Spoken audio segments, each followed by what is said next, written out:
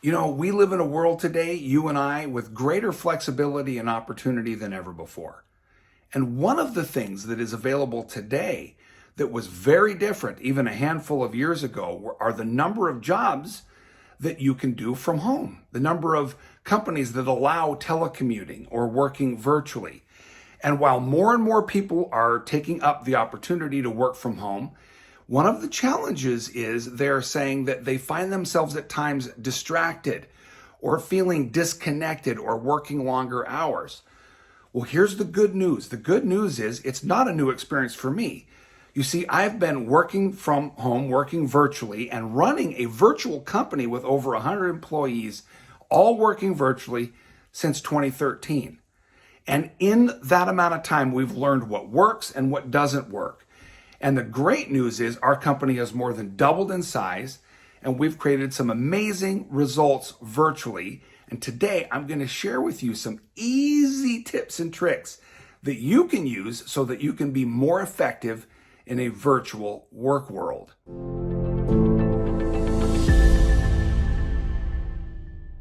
My name is John Boggs. I am the CEO and one of the co-founders of the Brave Thinking Institute, where we are all about empowering people to create and live a life they love, and that includes virtual work folks like you and like me. And so let me just say, I get this question around how to be effective in a virtual work world from two perspectives. One is, as an individual, how can I be more effective working from home? And then the second one is, how do I make sure my team is highly productive? How can I make sure we're hitting our goals, that we're hitting our budgets and our objectives as a company? So in this video, we're going to focus on the individual, on you and I. You know, back in 2013, when I moved from having a 23-year traditional career, working in an office environment, connecting with people every day, and I moved to working from home, I experienced some challenges. One of those was I felt isolated. At times, I felt like I was all alone. The other thing that happened for me was I felt highly distracted. The number of things that were happening on in the house, I had kids, little kids at the time, and my wife, and lots happening in the house, and I found my work getting interrupted a lot. And then the third challenge that I faced is that because my office was now in my home, I found myself working way more hours. There was no distinction between my home life and my work life. So today I'm going to give you 3 easy ways that you can create some boundaries and be more effective in how you tackle those challenges, okay? So the first is a little bit of a funny one for me over time, because I solved this problem for myself and then noticed the number of people that we were hiring that needed some coaching around what I call today technology hygiene. So the first tip is practice good technology hygiene. What do I mean by that? Well, if you think about personal hygiene, I mean, we learn as kids that it's important to brush your teeth, take a shower. If you need to shave, you comb your hair, you wear clean clothes. These are all ways when you show up at work that you can connect with other people.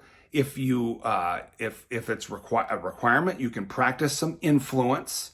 People will listen to you. They will pay attention to what you need if you look nice and you are clean and groomed. Well, here's the interesting thing. There are ways in which you can diminish your influence with your technology, or there are ways that you can increase your influence with technology. So let me give you one of the prime examples right here. I'm in my office right now. One of them is, what does the backdrop behind you look like? Is the backdrop something that looks professional? Do you look like you're in a professional environment? That's one side of my office, and here's the other side. This is the more traditional backdrop that I use. So this is often where I sit. So what is behind you, okay? The second one is lighting. What is your lighting like? Now you can see here, let me move this table out of my way here so I can move. This is just some natural windows that are here in my office. This is good lighting. I also have professional lighting if I need it that's here. But sometimes people that are not practicing good hygiene look like this. And you can imagine if I'm trying to connect with you, if I'm trying to influence you, and my lighting looks like this would be considered bad technology hygiene. So practice good technology hygiene. So lighting is important. The camera, that would be your image, making sure that your image looks good. That includes backdrop, that includes lighting. Audio, make sure that your audio is good. And then the last one, and this is a big one, make sure that you invest in good internet. One of the most annoying or difficult things to deal with is when the signal goes in and out. Can you imagine? That would literally be like stopping your conversation midstream if you were in an office environment and just making people wait for you while you're waiting to talk. Make sure you got good internet. I also believe that having a great computer and great internet, if you're working in a virtual world, regardless of what your company gives you, invest yourself in great internet and in a great computer. Because the faster the internet and the faster the computer, the more productive that you can be.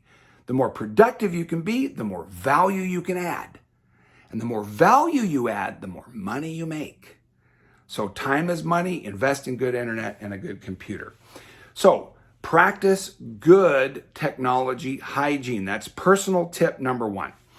Now, the second tip is to make sure that you have a designated area in which you are working, okay? So that you can destroy distraction.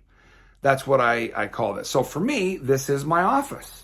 Okay, there's my desk. Ignore the mess, please. Ignore the mess. This is my desk. This is, again, you've seen sort of the office layout here. Okay, this room is used just for working. Working only. And when I step out of this room and I close this door, I'm not working. Now I'm not working. Now I am working. So it's a subtle thing.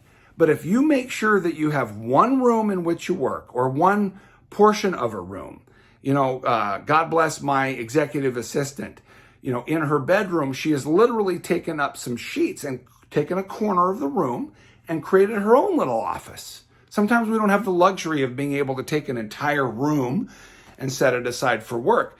But you can do some creative things to give yourself a sacred workspace.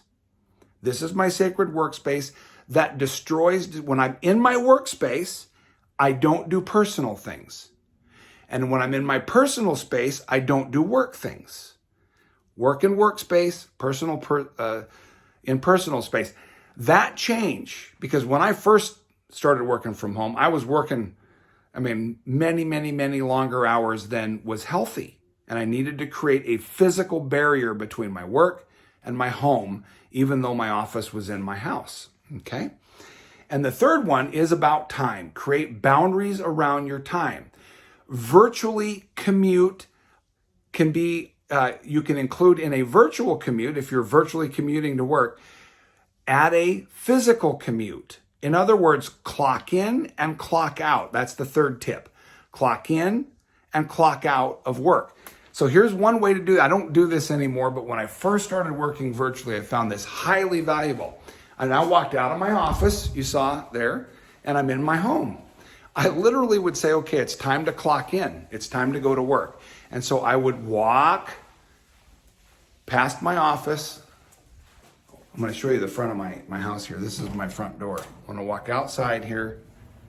Walk outside. It's kind of bright out here today. This is where I live, by the way. It's my neighborhood. There's my front door. And I would walk in the front door and say, okay, clocking in, and close the door and go into my office. And go in the office and say, it's time to go to work. Close the door. I'm at work. Out there is more office space mentally. I'm at work. At my lunch break, I can go out, take a break. I can do whatever I want in the house. But what I don't do is I don't get up in the middle of work and go do laundry. I don't get up in the middle of work and go take care of a personal errand. Work is work. Home is home. One of the ways I stay highly productive. And the last portion of this virtual clock in and clock out idea is that at the end of work, You literally walk back outside. You walk back outside, you go back out to the door, you turn around and you say clocking out. And when you come back in that door, you don't go back in here. No going back in there. We're going in here, we're going to the rest of the house, and we are having a good time. So let's summarize these 3 tips. In a second, I'm going to give you a chance to share yours, because I bet you've learned some things about working virtually, and I'd love to know what they are. But in summary, we practice good technology hygiene, good lighting, good audio, good internet, very important, good backdrops.